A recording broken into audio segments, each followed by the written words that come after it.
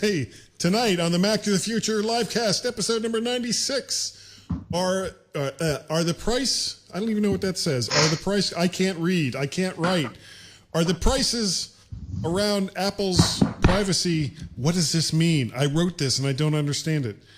Are the price going around Apple's privacy features with iPhones? No, that was supposed to say, is Google going around Apple's privacy features with iPhone? No, not really. Boy, this is starting off so good.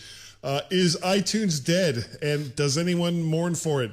And something legally amazing just happened tonight on the Mac to the Future livecast.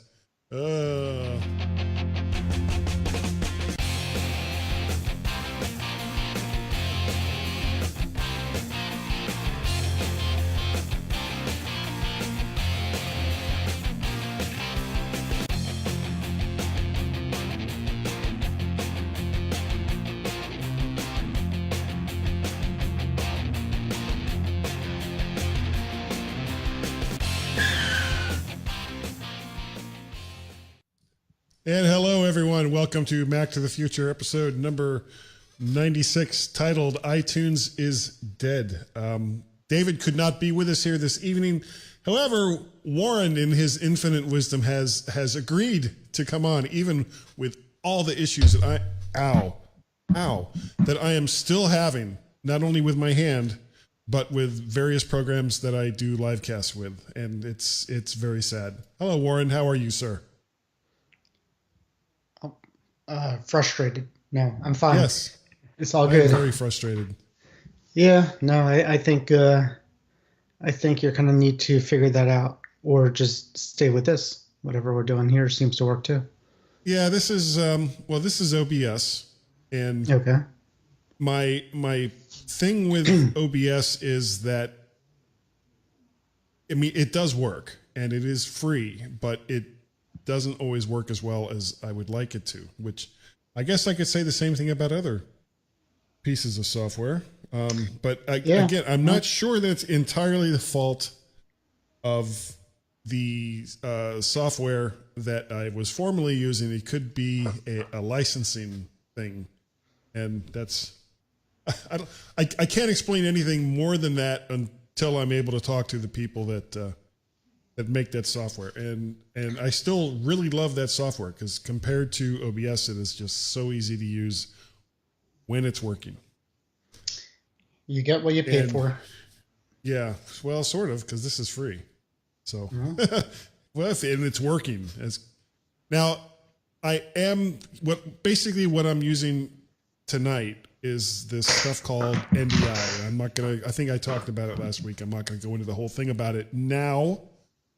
But I am supposed to be able to also use this same software with that other piece of software, but we kind of ran out of time to make it work with that. So maybe next week I'll get that going. Well, how has your week been, Warren? Good. Pleasant.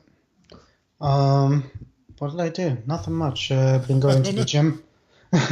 Going to the gym a little bit, going to the doctor a little bit. I think I mentioned it last week, but my wife is, she quit her job of 23 years on good terms. Oh, no, you didn't mention that. To find something else and to take some time off. So she's been home. This is her second week. So it's basically, I don't work either. So now we're kind of living together, and I have to change. Wait, hold on. A husband and wife living together. Yeah, no. I'm sorry. I can't. I don't understand this. This hasn't happened for like 23 years, so it's pretty incredible. So anyways, life is different for me, but it's good. We've been doing things together, going to the gym. Right. We were both going to the doctor. I was diagnosed with, I have some kind of inflammatory issue going on inside of me that needs to be figured out. Looked at, right. But that's about it. Otherwise, I'm fairly healthy. Okay, good. Yeah, no, it's all good. Except for the inflammation, I guess. You get what you get. Yeah. Well, I have spent most of this week, actually all of this week, taking SharePoint classes. Ugh. And well, I mean, it's a content management system like any other content management system, except that this one is made by Microsoft.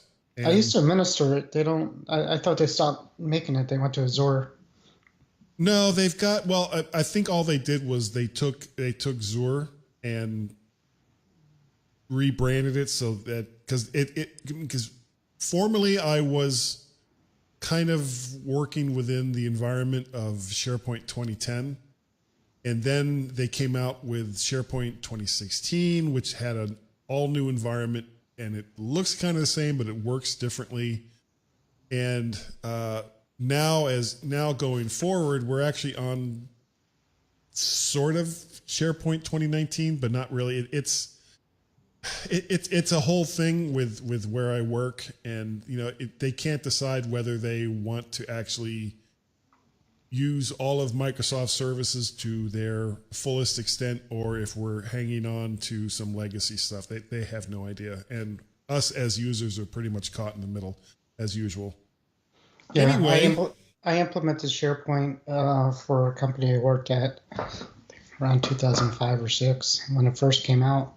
And it was horrible. Just really bad program at that point. But what I remember is after you implement it on the IT side, most of the administration was done by users. They created their own groups and permissions and things like that. And that was like a new concept at the time. They're like, what? We have to do all this stuff now? We have to invite our own people? You can't just add Fred? No, you see, like that. Yeah, well, see, but that's kind of its strength though as well. Yeah, let's not make this the SharePoint the SharePoint show. The SharePoint show. But the woman that's teaching the class is French, and she came in this morning and she was talking about what was going on with Notre Dame, and hopefully they'll be rebuilding that very, very soon. I know that there's been some trolls out there saying, well, why don't they use this money to feed the poor and blah, blah, blah. It's like, actually, I'm going to shut up because I'll say things that I will probably regret later. Hello, Damon. How are you? Good evening, Top Chap. And Yvonne, and let's see, I guess that's all we have right now. That's all I see in the comments. Thank you all for being here in spite of the weirdness that the topics have gone. We're going to get to Apple stuff right now. I swear to God. Okay, there was a story in one of my favorite websites, businessinsider.com. And that's not one of my favorite websites. Claiming that Google is breaking Apple's data restrictions. Not. That paragon of virtue, Business Insider claims Google is getting around Apple's privacy policies by handing over data to police. Except that data is mostly where a phone was on certain dates at certain times, which they can and have asked from mobile phone companies as well. This, unless Apple has their own cellular service, they can find out where your phone was at any given time or place when it's connected up to a tower someplace. This is such bad reporting that I was almost hesitant to put this in this evening, but I always like making fun of Business Insider for these kinds of stories, so naturally I had to. What do you think, Warren?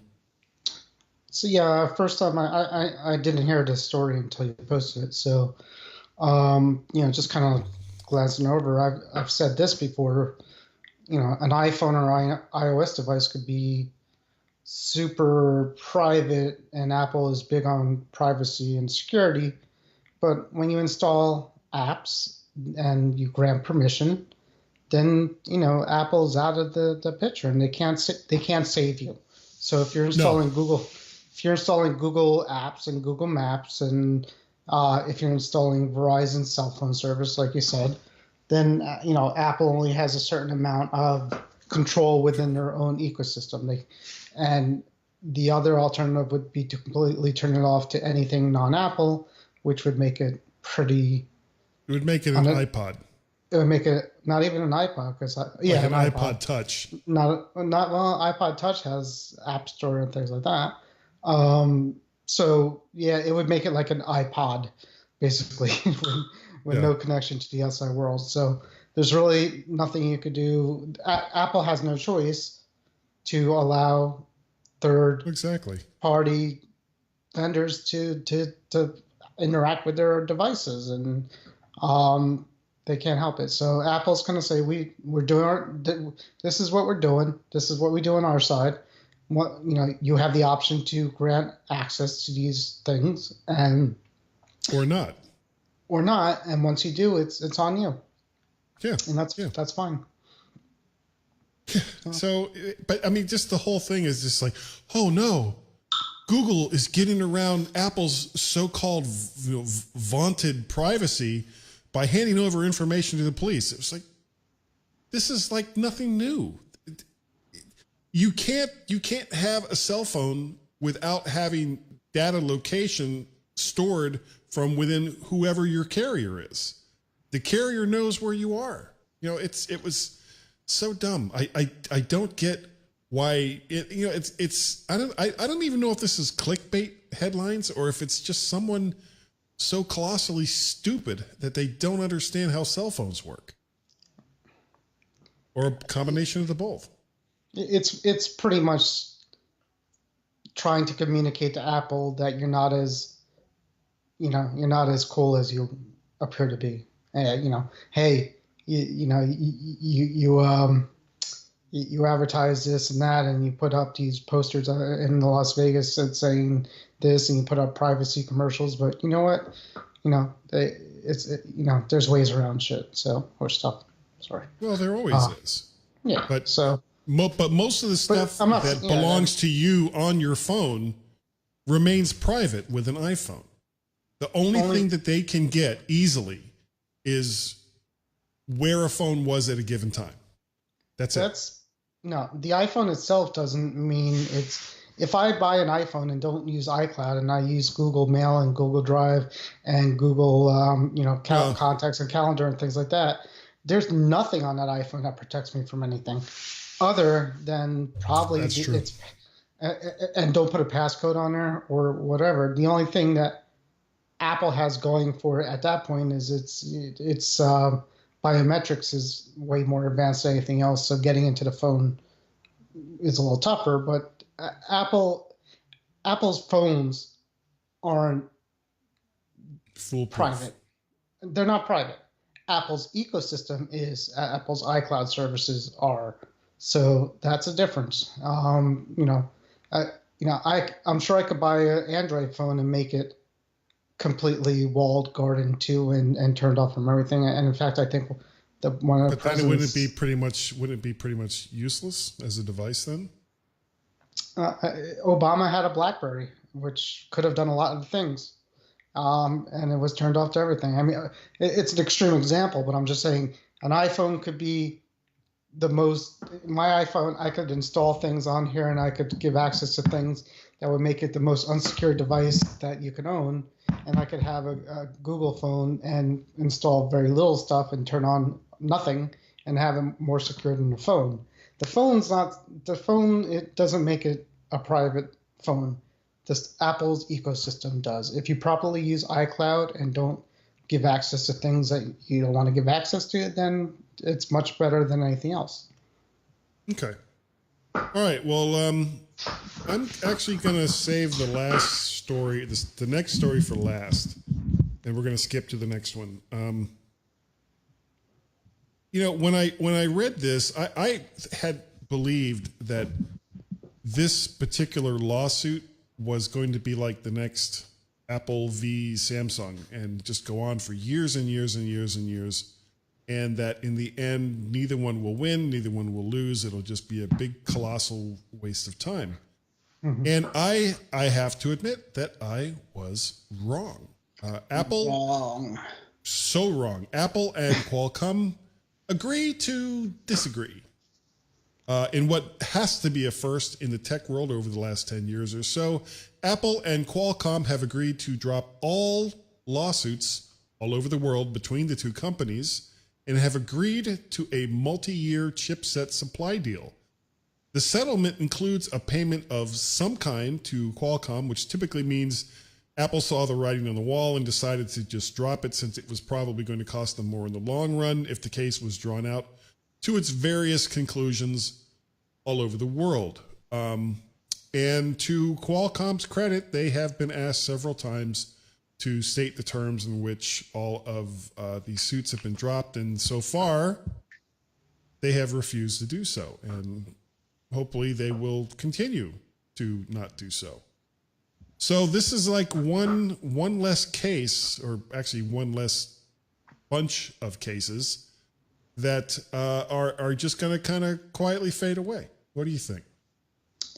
From what I'm hearing and reading, I think Apple didn't have a choice. I think they knew, or somebody knew, that Intel wasn't going to be in the 5G business? modem chip. Yeah, the 5G modem business.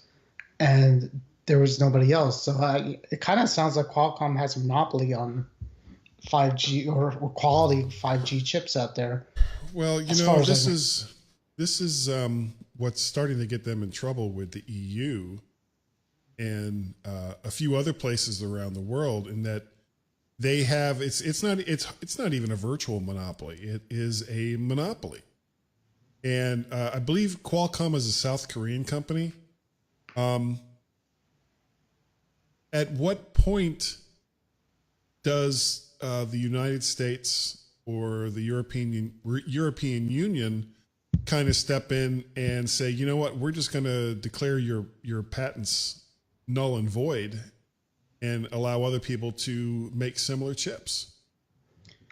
Well, but what's the alternative? If let's say they are a monopoly, what's stopping Texas Instruments or what's the other chip company? Not Intel, but regardless, I mean, whoever they are, what's stopping them is the fact that these patents that Qualcomm holds it's like a virtual sledgehammer against any other company that tries to get into this business. They went after Intel when Apple started using some of their chipsets in some of the iPhones and iPads, and they're willing to defend that monopoly. But it's right. So it sounds like I mean, it really does. It sounds like they're stuck in Qualcomm's monopoly on this one product, at least. Well, at least for now.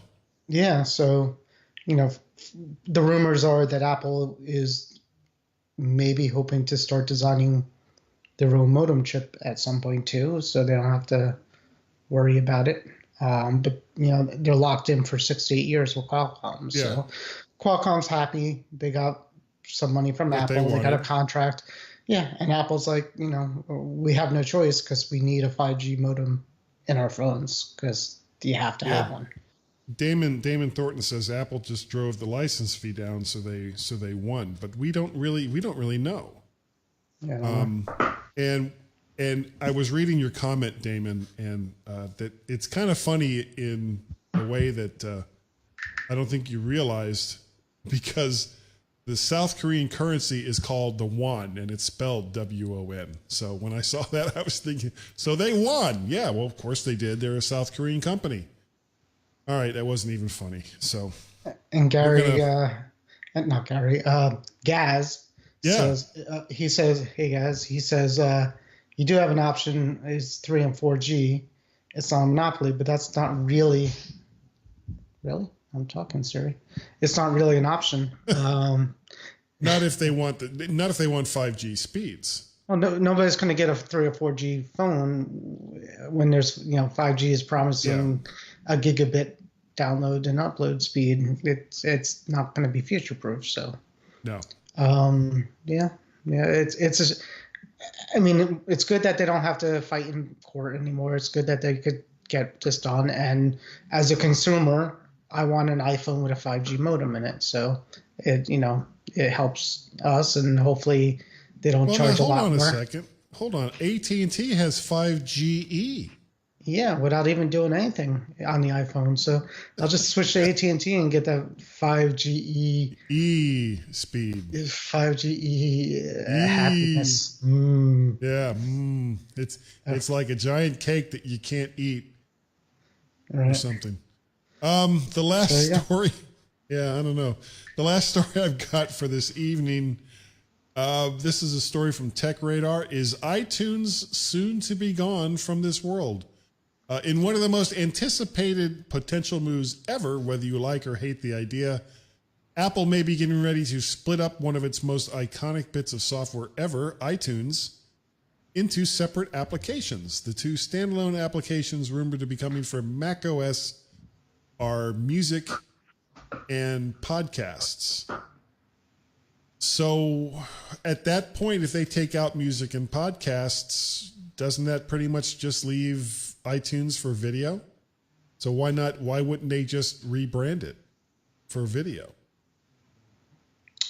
It's rumors at this point. We know the only thing we know for sure is there's a TV app. So that's the only positive thing that we're positive about. It's a TV app, which would mean that if TV app includes video, then the video and TV shows will be viewable in a TV app, and that will leave music. We've seen rumors of a podcast. Or audio, right. So we've seen rumors of a podcast app. So, I mean, it would make sense, for... Well, here's the thing for me. If you break apart iTunes on the Mac, I honestly don't care as much as I used to, because I'm doing very, very little with my iOS devices on my computer anymore. I'm mostly just occasionally connecting them if I want to do a direct download from my internal library and all the hard drives that I've got here. Putting a movie on an iPad or putting a movie on an iPhone. But as far as downloading podcasts or listening to music or arranging music or any of the rest of that, I'm not really using iTunes for any of that. Yeah. However, the part that I think I don't know if Apple's even thinking along these lines is, yeah, you can go ahead and break up iTunes for the Mac, because most of what we're doing with iOS devices we're not doing on the Mac anyway. But then what happens to managing all this content, different kinds of content, on your iPhone or iPad? It becomes much more unwieldy, because you're having to jump all over the place for all these different apps with a much smaller screen. And most people just aren't used to that. So wouldn't it make sense to kind of take iTunes away from the Mac, but leave it intact as is, as a multi, audio, video, applications, all the rest of that for iOS, so that you can manage all of the content that you have for your iPhones and iPads with one application? Apple is trying to get people not to use iTunes on the computer to manage your iOS device. They want that cable cut. So everything you could do through iTunes, you could do without iTunes on the phone or an iPad. With all separate applications. All separate applications. If you know where all those applications are, and if each one of those applications has a relatively easy to use user interface. And when you look at Apple Music and you look at Apple's podcast app, both of those UIs are they're garbage. You it's think so? Awful. Oh yeah.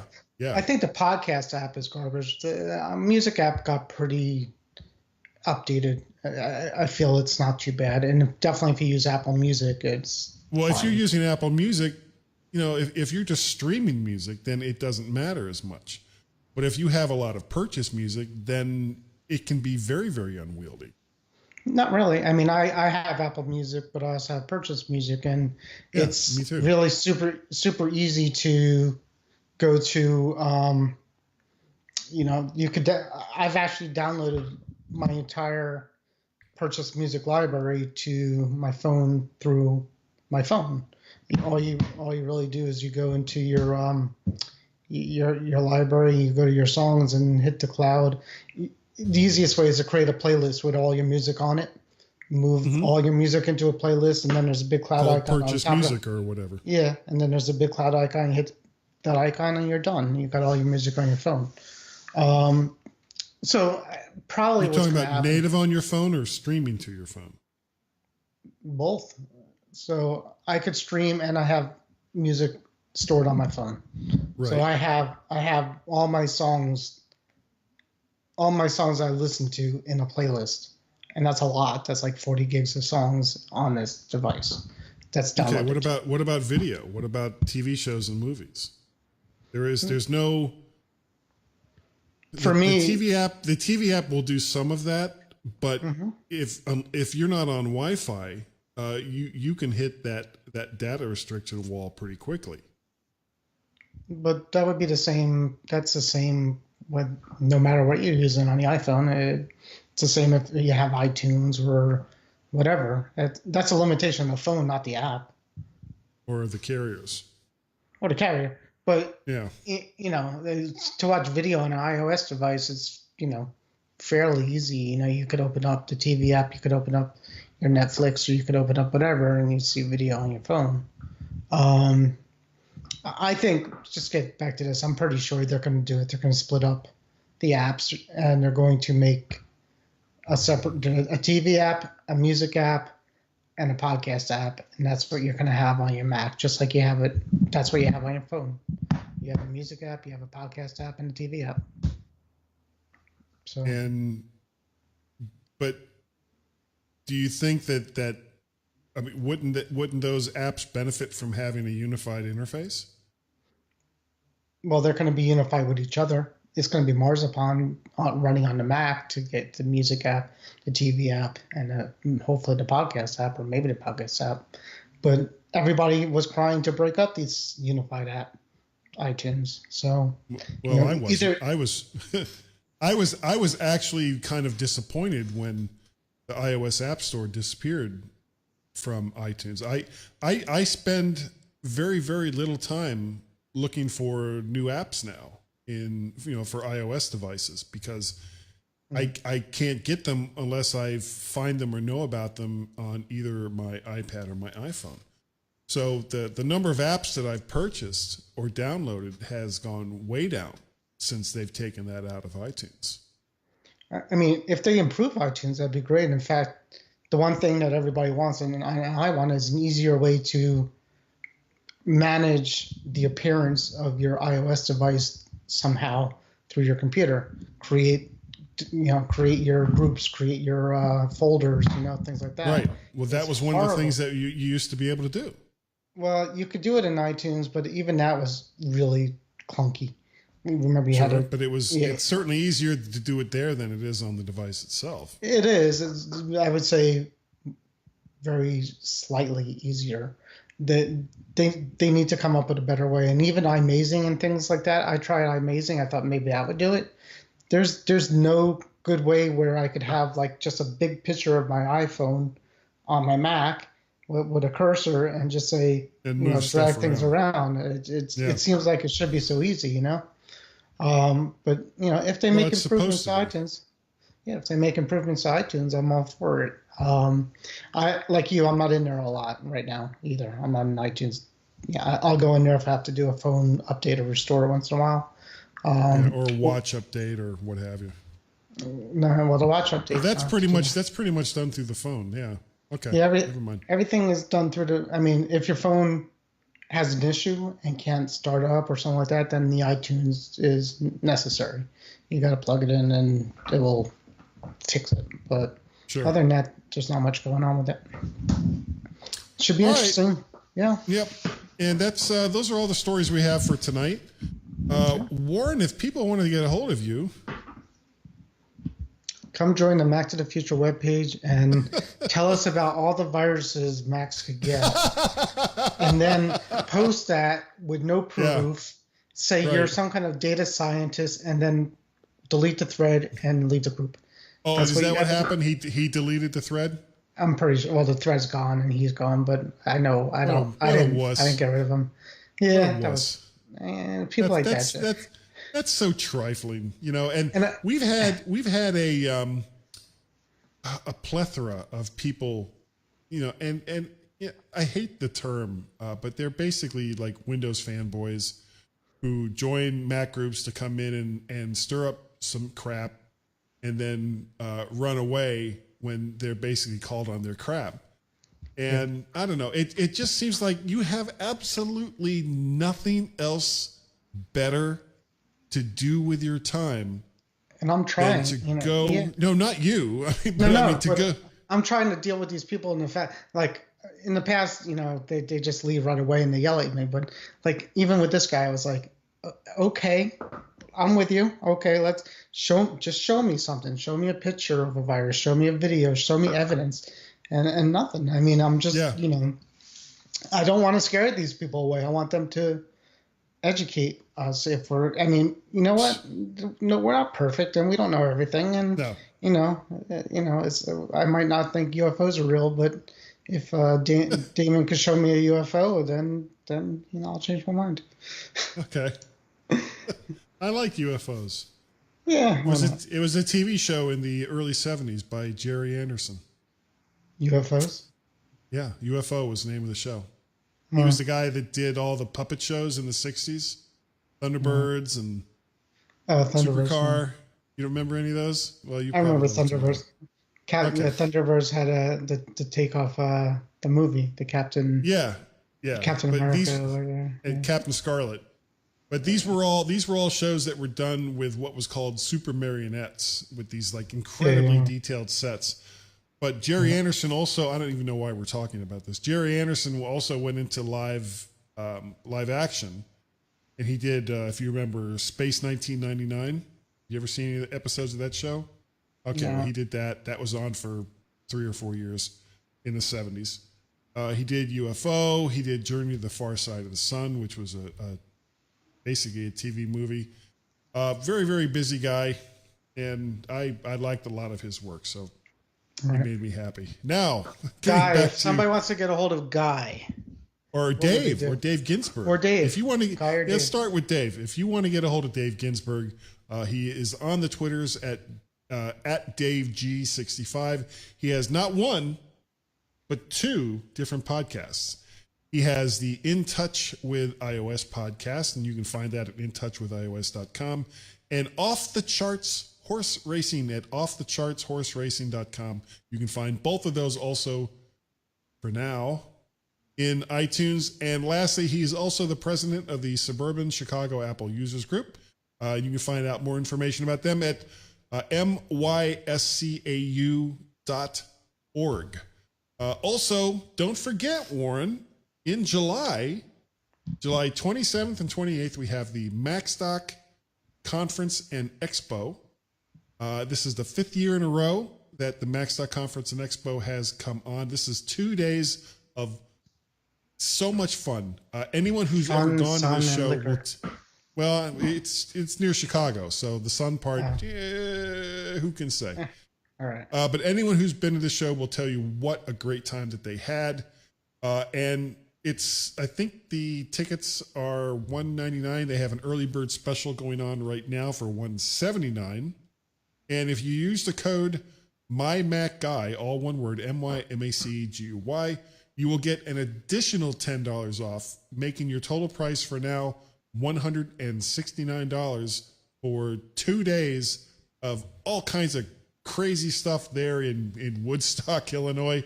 Like I said, it's held just outside of Chicago. And if you can't get to Chicago from wherever it is you live, I don't know. You got problems. Oh, very, very nice. What is that? Is that a clamp? It's a clip. A clip? Okay. It's a bad clip. Whoa. Oh, Jaws. You can get a hold of me. My email address is guy@mymac.com. I have two different Twitter. It threw me right off. 2 different Twitter names. Mac Parrot and or Vert Shark. You can find either one of those over there in Twitters. I also do the MyMac Podcast with Mr. Gary Gazmaz. And actually this weekend, if we're able to get together, will be the 750th MyMac.com podcast. Not the 750th one that Gaz and I have done, because we started about 285, I think. You didn't do a show this weekend though. Last weekend, did you? No, because he and his wife are over in Holland. That's right. He's going to Amsterdam. His wife wants to look in the windows, is what he said. Yeah, window shopping. I didn't want to do the 750th show without Gaz, so it was like, okay, so we'll just let that go till this week. You can, of course, see this video eventually on Facebook, either in Mac to the Future group, on my page, or in YouTube. And if I ever manage to get caught back up, you can find almost all of the stuff that I do over at vertshark.com. And if you would like to help, if you'd like to help with all the stuff that I do, it is so easy. You can buy me a coffee over at coffee.com, KO-FI, and look for me under the name Mac Parrot. So it'd be KO-FI.com/Mac Parrot. You can become a regular Patreon. Patreon.com/Mac Parrot. Any of these will greatly enhance the things that I do. I do all this stuff out of my own pocket, and I don't mind because it's fun and I have a good time doing it. But boy, it sure would be nice if it didn't always have to come out of my pocket. Anyway, yeah. Oh, believe me, if I had enough Patreons to like cover all of my regular expenses, I would retire and do this full time. You could see me every day. Could you buy a program that actually works and all that? Maybe. They mostly work. They do mostly work. All right. Awesome. Well, we are gonna end this for tonight. Thank you all for joining us right here on the Mac to the Future live cast every Wednesday night, usually at 8 p.m. Eastern Standard Time. Warren, say goodnight. Say goodnight, Warren. There you go. We'll see you guys next week. Thanks again.